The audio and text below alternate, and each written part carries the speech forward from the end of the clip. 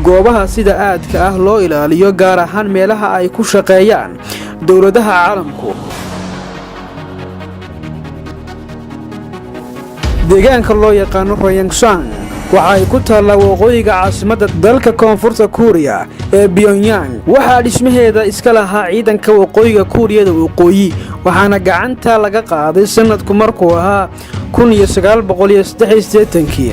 run ahaantii goobtan lagu magacaabo Ryongsang marka aad aragtid muuqaalkeeda guud, fikirka kaliya ee ku soo dhacaya maskaxdaada ayaa ah inay goobtani la mid tahay goobaha kale ee caadiga ah. waa halka ay degan yihiin qoyska boqortooyada dalka Kuuriyada Waqooyi. Ryongsang waxaa mararka qaar lagu magacaabaa inay tahay meesha ugu ilaalinta adag dunida korkeeda, sida ay sheegaan khubarada aqoonta dheer u leh amniga.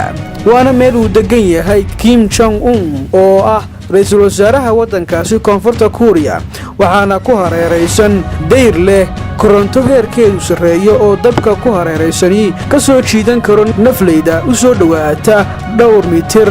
iyaguna ciidamo tiro badan iyo miinooyin lagu aasay dhowr iyo 10 kiiloomitir hareeraha aqalka looga taliyo waqooyiga Kuuriya ee loo yaqaano Ryongsang.